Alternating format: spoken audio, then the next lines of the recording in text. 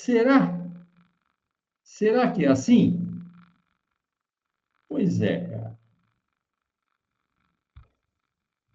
Então agora a gente vai falar onde o dinheiro realmente entra. Agora nós vamos chegar na métrica correta.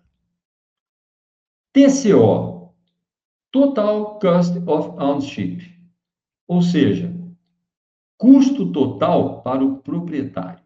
Começa, é claro, com o preço de compra, tá? Preço de compra, cara. Preço de compra é bem mais caro do que um carro a combustão normal, correto? É bem mais caro que um carro a combustão normal. Aí você tem que pensar também que você tem que comprar energia e tem que comprar combustível, energia elétrica e combustível, dependendo do seu carro, ou então só combustível. O que não resolveu nada, você vai ter que parar lá no posto, né? Mas tudo bem, faz parte, você quer assim, é um direito seu. E a manutenção disso? Duas manutenções, né? A manutenção da parte elétrica e a manutenção da parte mecânica do motor térmico. E a depreciação, como é que fica? Como é que fica isso, cara? Presta atenção. Pensa no seguinte, vamos voltar a falar de métrica. A única métrica racional para se escolher tecnologia automotiva é o custo total da propriedade, né? Daquilo que você está comprando. Não é o consumo isolado, não é o discurso ambiental isolado, é o custo total. É o preço da compra, energia, o combustível, manutenção, depreciação e tudo mais. Esqueci de ligar aqui a bateria do computador que eu estou fazendo a live, me desculpe. Então presta atenção, cara. O híbrido só vai fazer sentido para mim se ele fizer o quê? Se ele reduzir o custo total do proprietário, né? Lembra o que é isso? Vamos voltar lá, ó. Olha lá, ó. Total cost of ownership. Vou traduzir. Ownership é proprietário, custo é custo, cost é custo e total é total. Então, quanto custa isso no final para mim que sou o proprietário, que vou comprar, tá? Então, na verdade, só vai fazer sentido se reduzir esse TCO, que é o custo total do proprietário. E na maioria dos cenários reais, cara, não reduz. Essa é a realidade. Não é o que estão te vendendo, é a realidade. Vamos lá.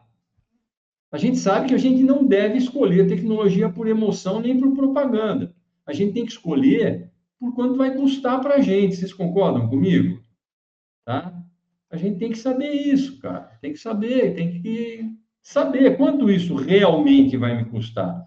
Quando eu compro um carro, eu quero saber manutenção, eu quero saber preço de peça, eu quero saber um monte de coisa. Não quer? Não tem isso? Então, é isso que você tem que saber. Então, você não pode escolher só por emoção nem por propaganda. Vai lá checar quanto vai custar isso para você no futuro, tá? Aí a depreciação.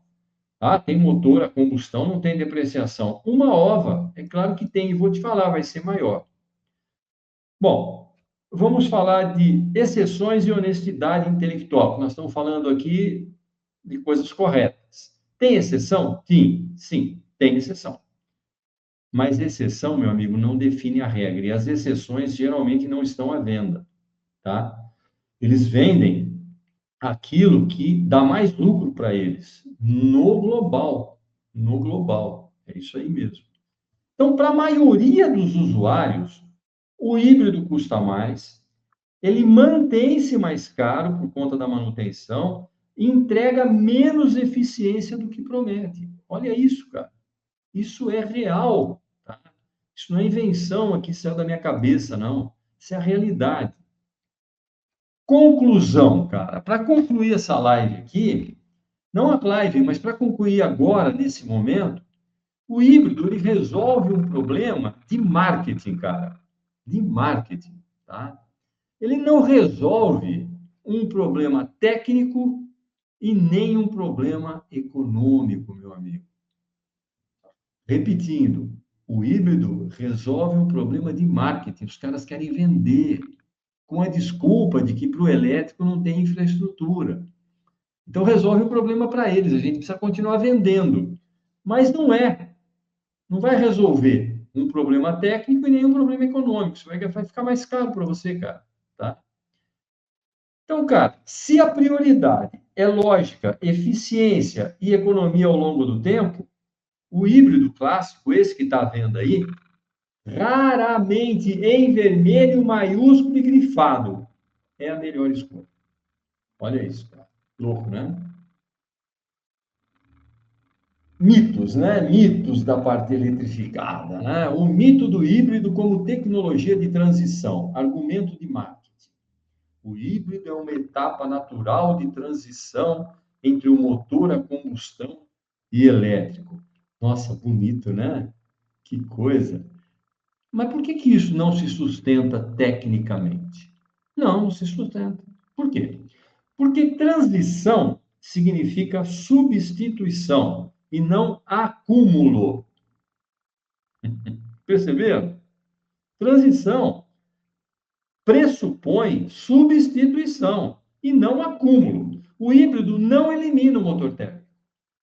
Ele mantém o térmico e acumula em cima disso o elétrico. Então, ele mantém as duas coisas, cara.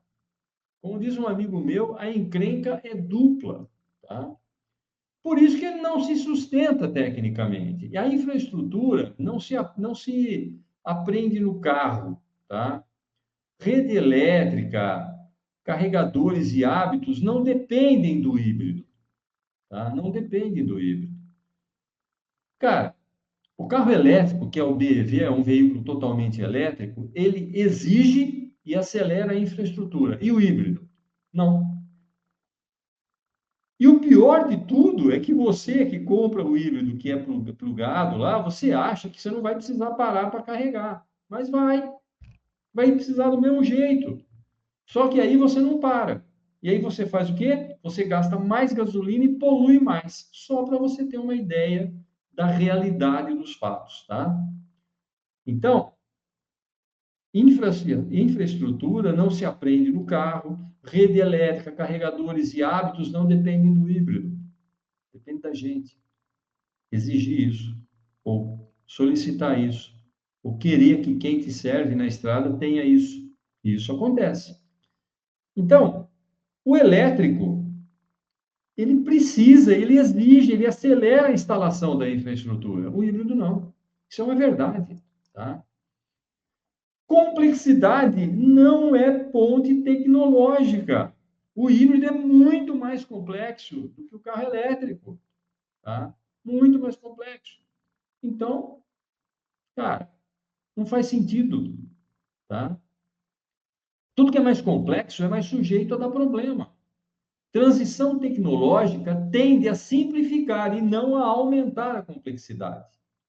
Isso é óbvio, tá? Isso é uma coisa lógica, né? É para isso que existe a tal da inovação, as empresas, as startups, é para isso. É para fazer transições tecnológicas em tudo no nosso planeta, simplificando e não complicando mais. Se for para complicar mais, não precisa ter. Tá? E o híbrido também não prepara, isso é outra mentira que eles usam, não prepara o usuário para o elétrico. Por quê? Porque mantém o abastecimento fóssil, mantém a manutenção térmica e mantém a lógica do motor a combustão. Só isso. Vamos repetir? Não prepara. Você não vai ser preparado tendo um híbrido para ter um elétrico. Apenas vai manter o abastecimento fóssil, vai manter a manutenção térmica do motor térmico, vai manter a lógica do motor a combustão, tá? E a conclusão técnica é simples. Híbrido não é uma ponte para o elétrico, é um desvio caro que prolonga o motor a combustão, que é tudo que ninguém mais precisa nesse planeta, correto? Tem mais. Tecnologia de transição de verdade elimina o passado. O híbrido conserva o passado, cara. O híbrido conserva o passado. Então, cara, é um troço maluco. É um troço maluco. Aí vem um cara lá e fala assim: Ah, mas nem todo mundo pode ter carro elétrico. E aí eu te falo o seguinte: isso é verdade. E ninguém afirma que o elétrico serve para 100% dos casos hoje.